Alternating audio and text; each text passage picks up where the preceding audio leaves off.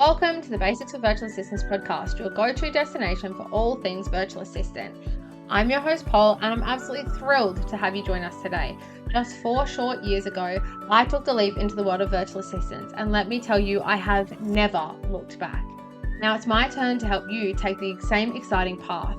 As we explore this world together, I'll be sharing my experiences, insight, and all the valuable lessons I've learned along the way. So get ready to explore the world of virtual assistants, uncover its limitless potential, and let me guide you on your path to becoming a successful virtual assistant.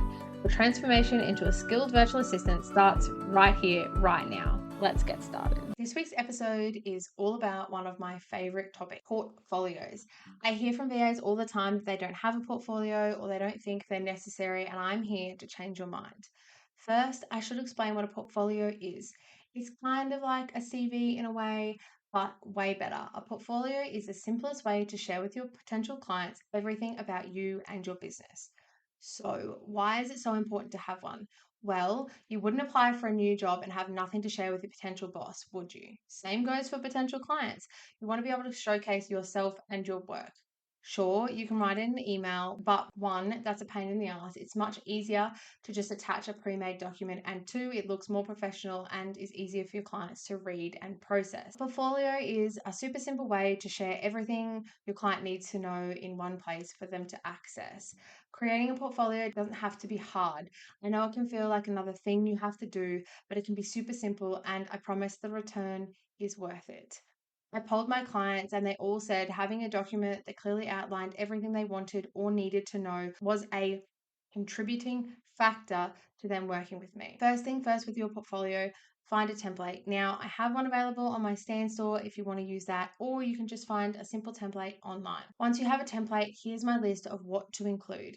A photo and your name. You want your potential clients to see you as a real person. So you want a nice professional photo. Now, I don't mean professional as in go out and pay someone to take your photo. I mean professional in that you're not taking a shot or lying on the beach. You want it to be something you would use in a normal workplace. Next, you want to showcase your skills. You want to highlight your skills and strengths. What are you good at? Project management, customer service, or social media. You want to have a little list of skills that can be used to assist your clients. Then outline the services you offer. Now, even if you offer packages, you still want to list the individual services that you offer. There may be a client who doesn't want everything you offer in a package, but would love you to do a certain service for them. So you want to have them all listed and available. I personally don't think you should ever list prices in your portfolio. This document should be more about sharing with your clients what they can expect from you, not about how much they'll be paying. Prices should be sent out after a client has decided that they want to discuss working with you. I have a separate pricing guide that I send out, but I just don't think that it should be included in your portfolio. I also like to include a list of the packages that I offer and what they include, again, so my clients can see what's available to them. Finally, you want to include some examples of your work. I know this can be really tricky as a new VA as you often don't have the client work to share yet, but don't worry, I'm going to share with you my 3 favorite ways to get examples in a second. Your work examples need to showcase not only the work you do, but also if it relates to any statistics that have come from that work. For example, I assist my clients with their Pinterest accounts, so I share copies of the pins I've created as well as statistics for their Pinterest accounts. Please make sure you have client permission to share this. Some clients may not want this information about their business shared with others. You want your potential clients to see that your work creates results. You also want them to see the type of work you produce. Including your work examples is like a finishing touch on all the other information you've shared. Also, please include your contact details. You would be amazed how often people in business will send your portfolio to someone they know, and including your contact details makes it super simple for this new person to reach out to you. So, what do you do when you're a new virtual assistant with zero client work to share? The first thing you can do is create mockups. I love to create mockups for a business I dream of working with, whether it's a set of social media posts or an auto reply to one of their frequently asked questions on their website. You can create mockups for whatever services you're offering and add these to your portfolio. Make sure you add a disclaimer that these are mockups. We don't want to accidentally deceive anyone.